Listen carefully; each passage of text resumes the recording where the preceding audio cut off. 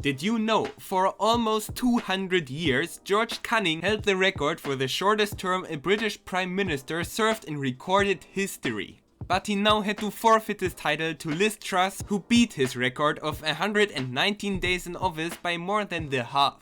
But more about that later in the video. For now, let me welcome you to World News. It's an honor to have you here on this channel, because today I'll tell you a few things about the first lab-grown brain which is able to play video games, new developments in the Russo-Ukrainian war, the death of Robbie Coltrane, and whatever it is the British are doing on the island of theirs. But let's start with the first topic.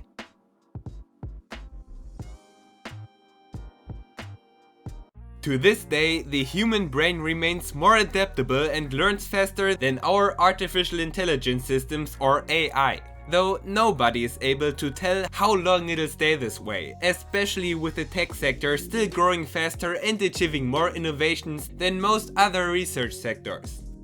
But this news suggests something only few people thought about before. But let me start at the beginning. In 2013, mini-brains were first produced to study microcephaly, a genetic disorder where the brain is too small. But let's focus on these mini-brains for now. They are exactly what they sound like, some lab-grown brain cells in a petri dish. So what do they have to do with AI? Well, according to Dr. Brett Kagan of the company Cortical Labs, who reminds me a bit of Dr. Sheldon Cooper from Big Bang Theory, he managed to grow the very first sentient lab-grown brain in a dish. That means that this mini-brain can sense and respond to its environment, which admittedly is pretty cool. Now, you might be wondering, how can they know that this mini-brain is sentient? They couldn't possibly connect it to a computer and have it say that itself, could they? Unfortunately, the answer to that is no, but what they can do is having these cells play the 1970s video game Pong, which they obviously did. I mean, if you have the chance to mess around with a lab-grown brain, the obvious thing to do is playing a few rounds of Pong against it, right?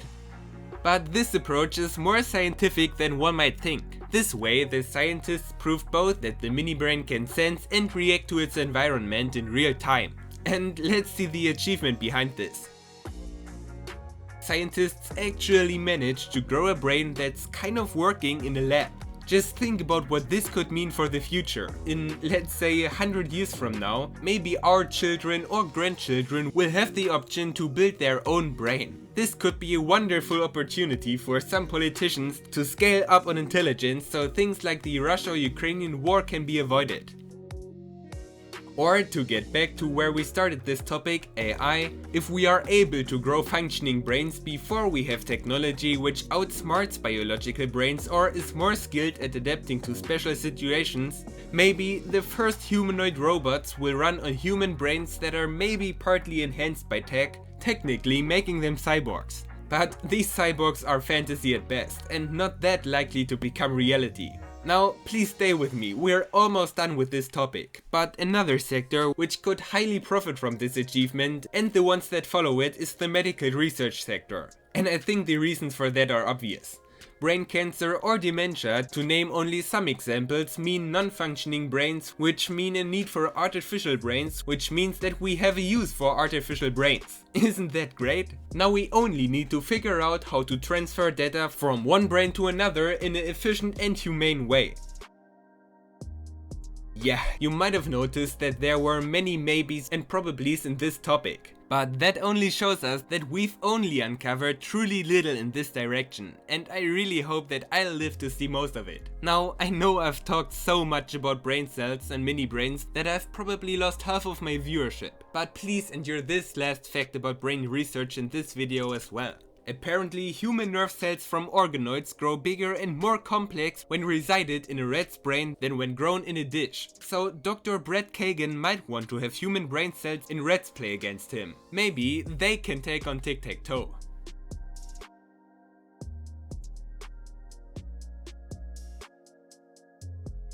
But let's move on to something which makes significantly less sense than tic-tac-toe, which is the Russo-Ukrainian war. You might have heard that someone destroyed parts of the Kerch Bridge connecting Russia and Crimea 2 weeks ago. Russia called this, quote, an act of terrorism aimed at destroying Russia's critically important civilian infrastructure, quote end. I mean, is it understandable when Putin's pissed because someone destroyed his $4 billion project? Admittedly, yes, I would be too. But in no way does this justify his response, because Russia responded to this attack with $500 million worth of bombs and missiles hitting infrastructure all over Ukraine. That means damaged power and water supply from Kharkiv in the east to Lviv in the west, to a point where, according to the Ukrainian President Volodymyr Zelensky, over 40% of Ukraine's power infrastructure are destroyed. To put this bombing in perspective, this was the most widespread bombardment in this war's history, killing over a dozen Ukrainian civilians. Now that Ukraine has to rebuild all this infrastructure, the Biden administration authorized an additional $725 million in security aid for them. And that's good, because another American just dropped heavy news on Ukraine. Elon Musk, the richest man currently walking on Earth, announced that his company SpaceX could no longer pay for critical satellite services in Ukraine. Elon Musk had provided the Ukrainian army with internet via his Starlink satellites almost since the beginning of the war, making fast and constant communication between Ukrainian forces possible. So far, SpaceX donated around 20,000 Starlink satellite units to Ukraine, costing approximately $80 million to this date. Calculations show that these costs will likely reach $100 million by the end of the year. And on top of that, Ukraine just asked for 8,000 additional Starlink terminals, so SpaceX now requested help funding this support for Ukraine from none other than the Pentagon.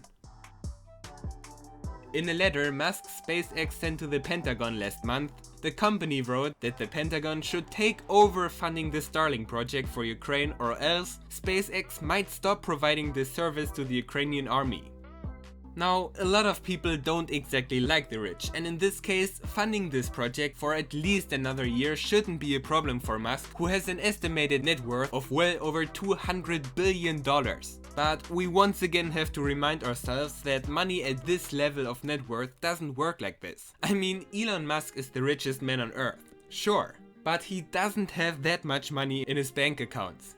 Most of his money is in his companies or other investments, which goes for all the people with this kind of money, and which is also the reason why he needed investors when he wanted to buy Twitter for only $44 billion.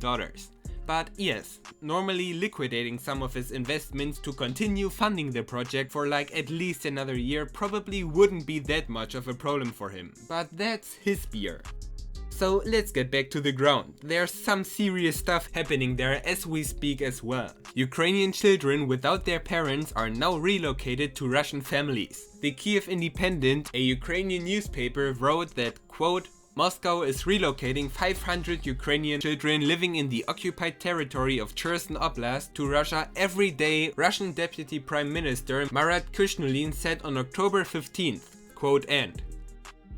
According to the Associated Press, Russia would even lie to these kids, telling them that they would not be wanted by their parents and using them for propaganda. I mean, at least these children are given Russian citizenship and are mostly put into loving families. Because I know that I might earn some critique for this, but maybe this isn't so bad for some of the kids. I mean, lying to them that their parents didn't want them is obviously not okay. And having to leave your country and culture behind is something unspeakable as well. But I think getting a new loving family which accepts you can be better than having to stay in foster homes on the battlefield. But this logic only works when their parents aren't alive anymore. So let's just say relocating these children sometimes is the lesser evil, but that definitely isn't the case when Ukrainian children are abducted and indoctrinated lies about their families. What the f***, Russia?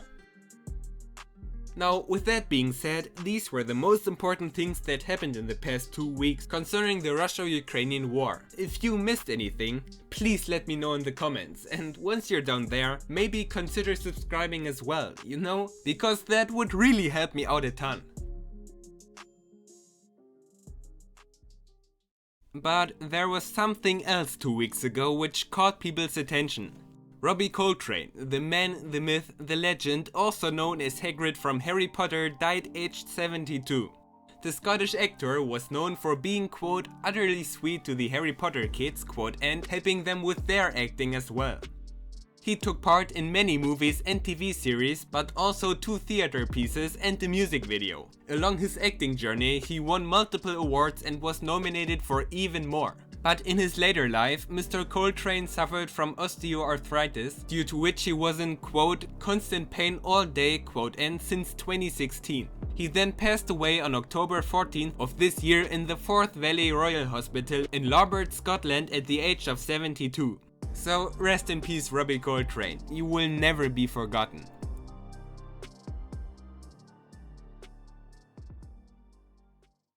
And something else that will never be forgotten and which also happened on the same island is whatever the heck it is going on in British politics. Right now it feels like the British change their Prime Minister more often than some people shower. Their new Prime Minister Liz Truss now resigned after being PM for only 45 days. And at the very beginning of her term, the Queen passed away, so that's 14 days where the country basically froze. And here's a little fun fact about her term. At its beginning, the Daily Star on YouTube started a live stream under the premise whether Liz Truss could outlast the lettuce or not. Now the thing is, Liz Truss resigned before the lettuce could even start to rot. So on the day of her resignation, it threw a little party over its victory. But who will follow Miss Truss as Prime Minister can't be said yet, and we can't rule anything out. Well, at least I planned on saying that when I originally wrote and edited this topic. Today they actually announced that Rishi Sunak will become their new Prime Minister. So good luck to him, I hope he does better than Miss Truss, or at least holds up a bit longer. That basically concludes the topic, so let's move on to the outro. That's it for this week. As said, if you have any suggestions on things that we missed out on, please let us know in the comments. And if you'd like to support us, I suppose you know how. Anyways, let's move on to this week's bonus fact. You know, normally I try to keep these bonus facts as interesting as possible, but this week it's just stunning. These pillars of creation are the place in our universe where stars are born. After the Hubble telescope got a look at them a few years ago, the James Webb Space Telescope, or JWST, took this new, more colorful picture with all these sparkling stars around, which is peak beautiful and top tier wallpaper material, don't you think?